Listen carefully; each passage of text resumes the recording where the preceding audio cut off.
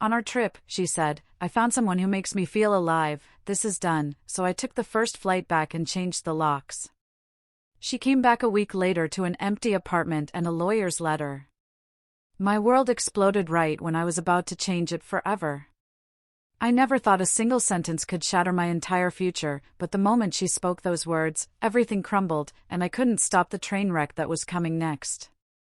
The air on the cliffside restaurant in Algarve was warm and sweet, filled with the scent of jasmine and the distant murmur of the ocean. I was sitting across from Olivia, the woman I'd spent 6 years building a life with, the woman I was about to ask to be my wife. I'm a 32-year-old software engineer, and just 6 months ago, I thought my life was perfectly charted. Olivia was 30, working in marketing. We had 6 years of inside jokes, lazy Sunday mornings, and finishing each other's sentences. 6 years of building what I genuinely believed was an unshakable foundation. We had routines, shared dreams, even fought over the last yogurt in the fridge. We weren't perfect, but we were solid. Or so I believed with every fiber of my being. I'd been planning this trip to Portugal for 8 months, meticulously researching hotels, charming restaurants, and the perfect spot on Algarve where I'd drop to one knee. The ring was custom-made, a sapphire surrounded by tiny diamonds. Olivia always said traditional solitaires were too predictable, she wanted something with a story. I had the whole proposal scripted in my head, every word, every gesture, even a backup plan if my emotions overwhelmed me. Our first 2 days in Portugal were like something out of a glossy travel magazine. Breakfast on our balcony, overlooking an ocean so impossibly blue it almost hurt to look at, like reality itself had been photoshopped. We walked through whitewashed villages, bougainvillea spilling over every wall. We held hands on black sand beaches that burned our feet and laughed until our stomachs ached over terrible Portuguese wine that tasted exactly like its €3 price tag. Olivia seemed genuinely happy, radiating joy from her core.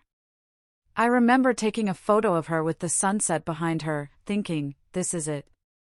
This is the woman I'll grow old with. This is the moment our lives change forever.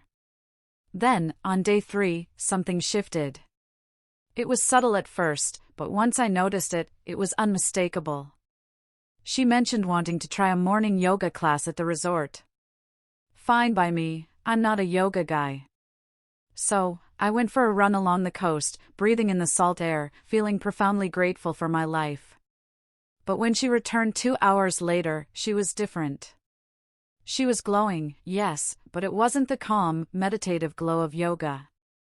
It was something else, something that made my gut clench, though I couldn't pinpoint why. She was constantly on her phone, smiling at the screen in a way that felt intimate, private, like I was intruding just by existing in the same room. I casually asked who she was texting. Just Chloe from work, she said. She's having drama with her boyfriend again. But Chloe's name wasn't on the screen when I glanced over. And when Olivia noticed my gaze, she angled her phone away, almost imperceptibly. I told myself I was being paranoid, that the proposal stress was making me see things that weren't there. Day 4 was significantly worse. She went to yoga again, stayed even longer. Came back smelling of incense and something else I couldn't identify. That night, I suggested we go to an amazing seafood restaurant I'd found, the one with hand-painted tiles and an owner who supposedly sang to guests. Olivia barely touched her grilled octopus, just pushed it around her plate, staring out at the water with distant eyes. I reached for her hand across the table, and she pulled away.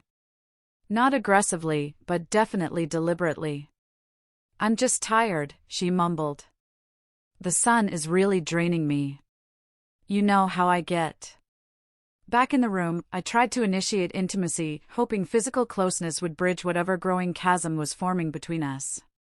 She turned away, muttering about a headache, needing to hydrate better.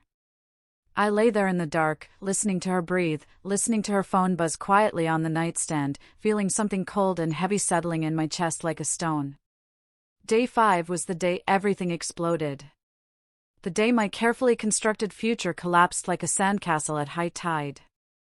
I'd made reservations weeks ago at the nicest restaurant on the island, perched on the cliff edge with panoramic views of the caldera and sunset. The ring was heavy in my jacket pocket, and my hands were sweating so badly I kept wiping them on my pants under the table. We sat down, ordered wine that cost more than my first car payment, and I waited for that perfect moment when the sky turned that particular shade of orange that photographers wait hours to capture. But before I could say anything, before I could even begin my carefully rehearsed speech, she put down her wineglass with a sharp clink and looked at me with eyes I didn't recognize. Eyes that belonged to a stranger. "We need to talk," she said. Those 4 words made the ring in my pocket feel like it weighed 1,000 pounds, pulling me down through my chair and into the earth. I nodded, unable to speak, my mouth suddenly dry despite the wine. She continued, without hesitation. "I met someone. The yoga instructor. His name is Matteo, and I don't know how to explain this, but he makes me feel alive in a way I haven't felt in years." She said it like it was a revelation, like she'd discovered fire or the meaning of life. "With you, I exist. I go through the motions. I'm comfortable. I'm safe. I'm content. But with him, with Matteo, I actually feel like I'm living. Like every nerve in my body is awake for the first time." I sat there, completely frozen, while tourists laughed at nearby tables, clinked glasses, and took selfies. The sun set behind her head like some cosmic joke, the universe mocking my pain with breathtaking beauty. I wanted to ask 1,000 questions. I wanted to scream, to flip the table, but only one question came out, barely a whisper. "What are you saying, Olivia?" She looked at me with something that might have been pity, or perhaps relief. "I'm saying this is over. I'm sorry. I really am. I didn't plan this, but I can't ignore what I feel. You should stay. Enjoy the rest of the vacation. The hotel is paid for anyway.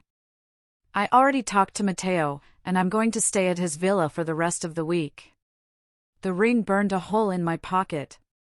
6 years reduced to rubble in a sunset restaurant while a waiter hovered nearby with dessert menus, wondering if we wanted to see them. She reached for my hand, probably to comfort herself more than me, and I pulled back like she'd burned me. "I hope you can understand someday," she said, standing up and smoothing her dress. "I really do care about you. I hope you know that."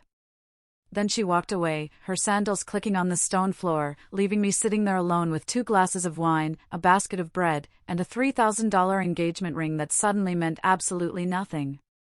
I don't remember paying the bill or how much I tipped, or even walking back to the hotel room that still smelled like her perfume. I just remember sitting on our balcony until 3 in the morning, staring at the dark sea, holding that little velvet box, feeling something inside me turn to ice. Cold and hard and, somehow, unbreakable. I sat on that balcony until the sun started to rise over the Aegean, painting the sky in shades of pink and gold that felt like an insult to my misery. My phone showed 5:47 a.m. I hadn't slept a single minute. The engagement ring sat on the small table next to an empty bottle of whiskey I'd ordered from room service. I honestly couldn't remember when. My hands were shaking, partly from the alcohol, partly from the rage that was slowly replacing the shock. Olivia's suitcase was gone. She must have come back while I was sitting there in the dark and packed her things, too cowardly to face me again. Good. I didn't want to see her face. But as I sat there watching the island wake up, boats leaving the harbor, early morning joggers on the beach below, something crystallized in my mind. I wasn't going to be the pathetic guy who stayed in Portugal alone, wandering around the romantic spots we'd planned to visit, crying into overpriced cocktails. I wasn't going to give her that story to tell Matteo about how broken I was, how I couldn't even function. No. I was going to do something she would never expect, something that would completely shift the power dynamic. I pulled out my phone and started searching for flights. There was one leaving Lisbon in 6 hours. I could make it if I left immediately. I booked it without hesitation. Business class, because regular economy was full, and also because I suddenly didn't give a damn about money. Then I opened my laptop and started making a list. A very specific, very methodical list of everything I needed to do. First item, change the locks on our apartment. The apartment that was in my name, that I put down 80% of the down payment on because Olivia was still paying off her student loans. Second item, contact a lawyer. Third item, pack her things. Fourth item, remove her from everything, bank accounts, utilities, streaming services, all of it. I felt eerily calm as I typed, like I was planning a project at work, breaking down a complex problem into manageable tasks. By 6:30 a.m., I had checked out of the hotel, told the front desk there was a family emergency, and was in a taxi heading to the airport. The driver tried to make small talk about how beautiful Algarve was, and I just stared out the window, running through my mental checklist. I landed in Los Angeles at 2 a.m. local time. Exhausted but wired on adrenaline and airport coffee.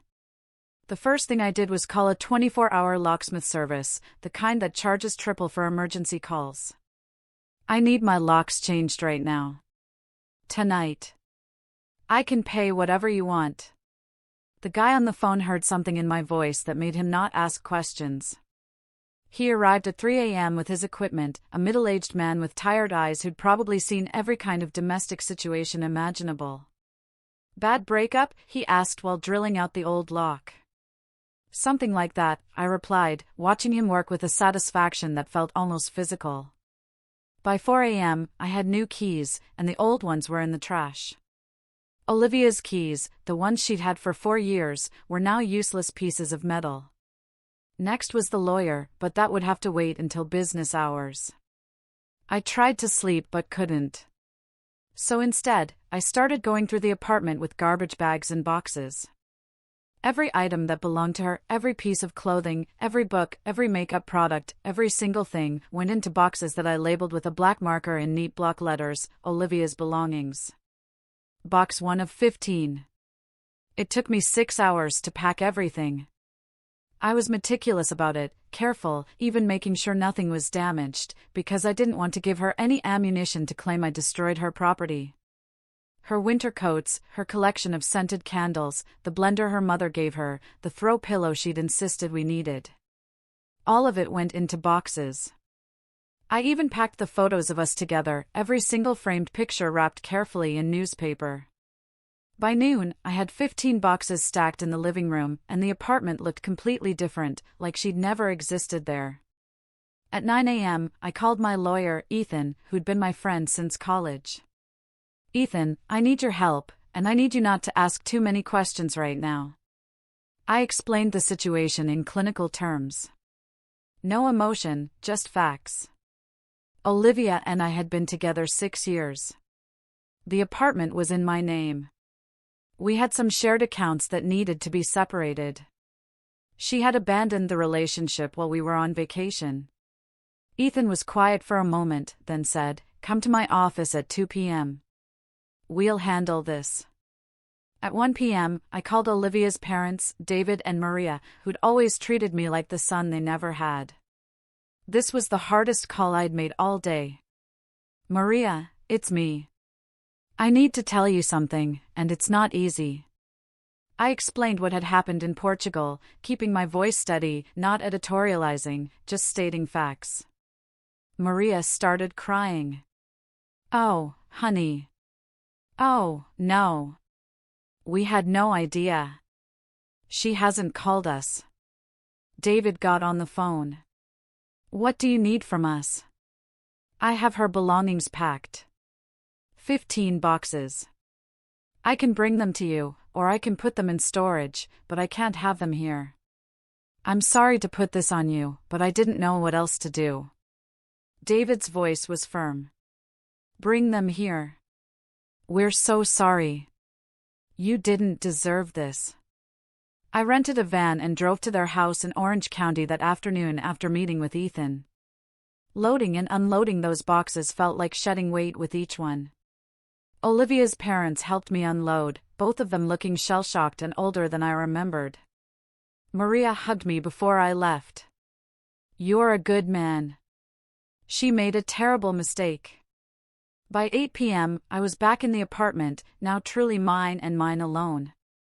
Ethan had drawn up papers notifying Olivia that she was no longer authorized to enter the property, that her belongings had been removed and were available for pickup from her parents, and that all shared accounts would be closed within 5 business days.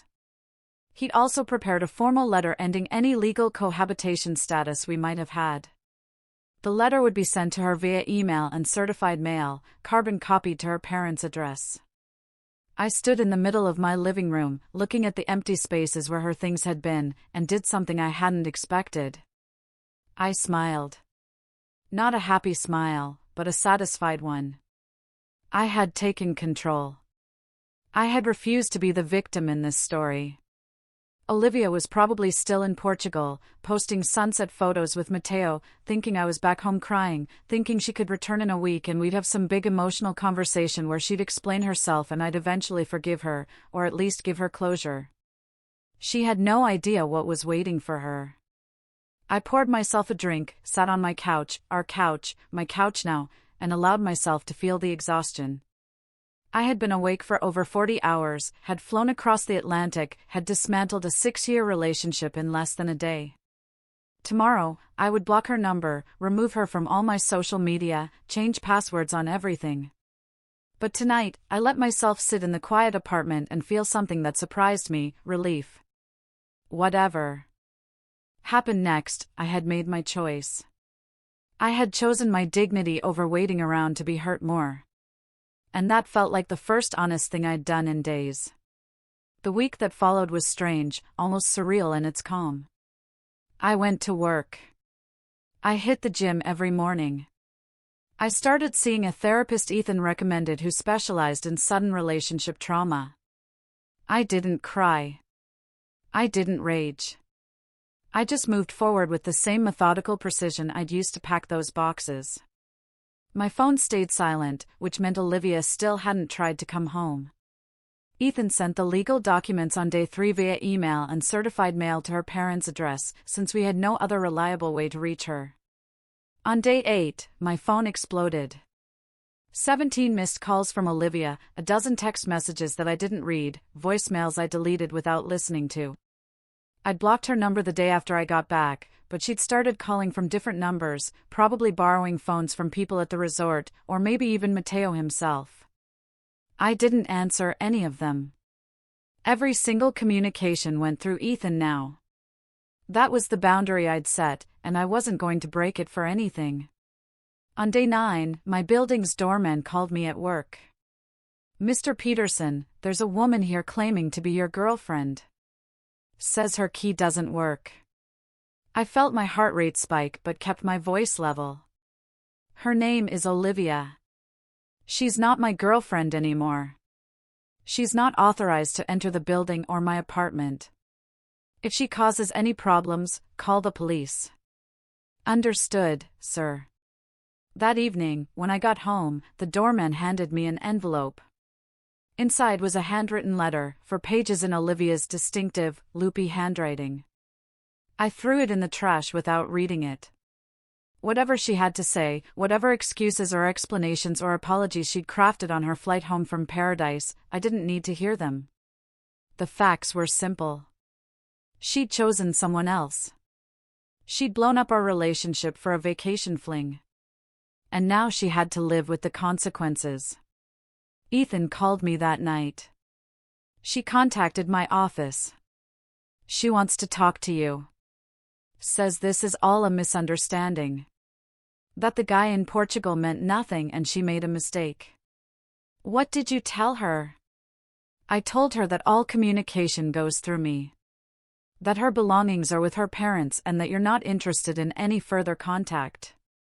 She got upset, started crying, said she just wants 5 minutes to explain. I closed my eyes, imagining her in Ethan's office. Probably wearing the outfit she knew I loved.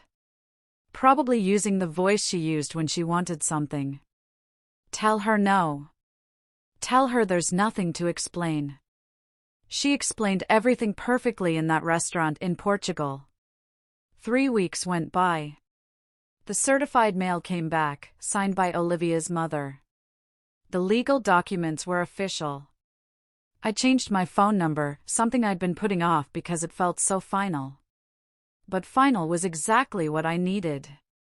I started going out with friends again, accepted a dinner invitation from Chloe, a woman from my company's marketing department who I'd always gotten along with. She was funny, warm, asked thoughtful questions about my work without prying into my personal life. It wasn't romantic, not yet, but it reminded me that there was life after betrayal. 1 month after Portugal, I was having coffee at my favorite cafe near the apartment when I saw her. Olivia, walking down the sidewalk with her mother, both of them carrying shopping bags. She looked terrible, honestly, like she'd lost weight she didn't need to lose. Her hair pulled back in a messy ponytail. No makeup. She saw me at the exact same moment I saw her. Our eyes met through the cafe window, and I watched the emotions play across her face, hope, then desperation, then something like panic. She started walking toward the cafe entrance, and I calmly stood up, left a 20 on the table, and walked out the back entrance that led to the side street. I didn't run. I didn't rush. I just left. Because that's what you do when something is finished. You don't give it oxygen. You don't give it a stage. You just walk away. That night, I looked at the photo I'd taken of her in Algarve, the one with the sunset behind her where she looked so happy. I kept it on my phone. I'm not sure why. Maybe as a reminder of what I'd almost done, almost committed to. I deleted it. And felt absolutely nothing. 2 months after Portugal, Chloe and I went on our first real date. She knew the basics of what had happened, the whole office had probably heard some version of the story. But she never pushed me to talk about it. We saw a movie, had dinner at a Thai place she recommended, and when she laughed at something I said, it felt genuine and light and uncomplicated. I drove home that night thinking about how Olivia had said Matteo made her feel alive, like being comfortable with someone was a deficit instead of a gift. She chased some fantasy of intensity and passion and traded away something real. I didn't hate her anymore. I didn't feel much of anything about her. I just felt grateful that she'd shown me who she was before I'd put that ring on her finger. Sometimes the worst thing that happens to you is actually the best thing that could have happened. You just don't see it until you're standing on the other side looking back at the wreckage and realizing you're not in it anymore. You're free. What would you have done in my shoes?